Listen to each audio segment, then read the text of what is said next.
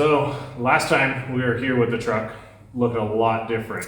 We've added one key piece to it. Yeah. What have we done? Well, to start, we finished lower arms. Those are all welded, and the biggest key of it now is finally at the last parts of SendCutSend, which we already highlighted on the last bit, and the truck was in a totally different location.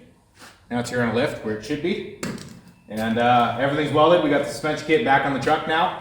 We got to finish a few more things, like basically limit straps, a couple brake line stuff, get the brakes mounted to the spindle itself, and then this thing's ready to hit the dirt.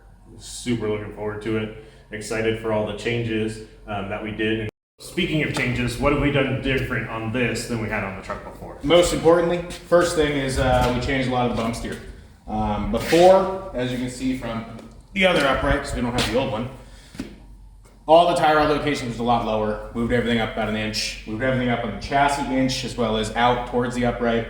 Fixed a lot of that. Now through the actual cycling of the travel, which we don't have exact numbers yet, but on cab we're around 20 inches. We have zero caster or bump steer going through. So tires are dead nuts straight throughout the travel.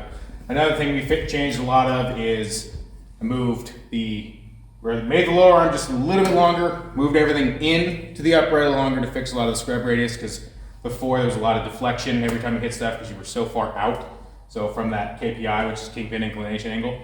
And yeah, so all this new parts on the truck, this thing should handle really good on the dirt now.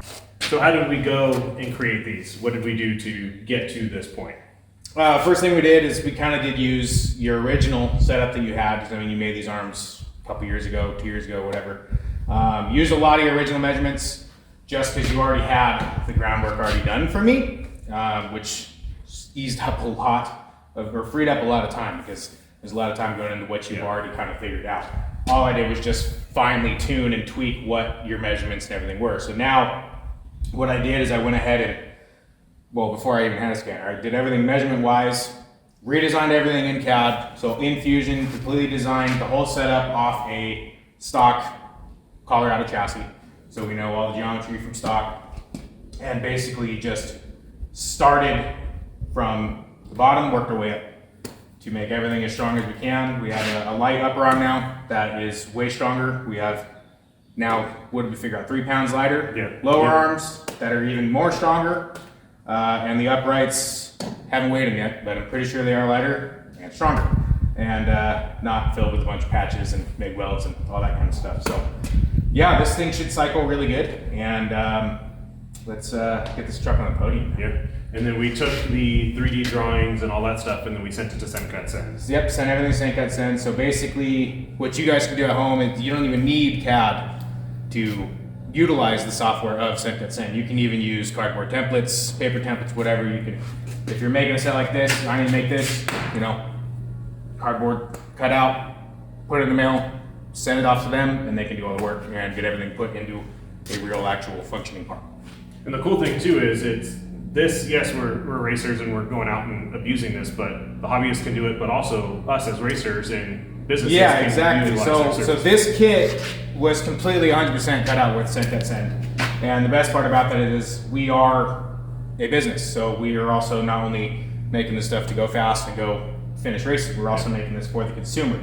So all of these parts were cut and formed by SendCutSend, and all of our future parts that leave the door and are purchased through hoodratmfg.com or Clinical Racing and all that kind of stuff will also still be cut by SendCutSend, because not only do they help you on the hobbyist to figure out your own projects, but on a grand scale, they have great discounts for multiple quantities, and the pricing just makes everything makes sense with the pricing the way they have their system figured out. So now you know your stuff's going to show up exactly how you drew it or made it or whichever way, and it goes together and saves so much time welding because all the work's already done. Yeah, that's awesome.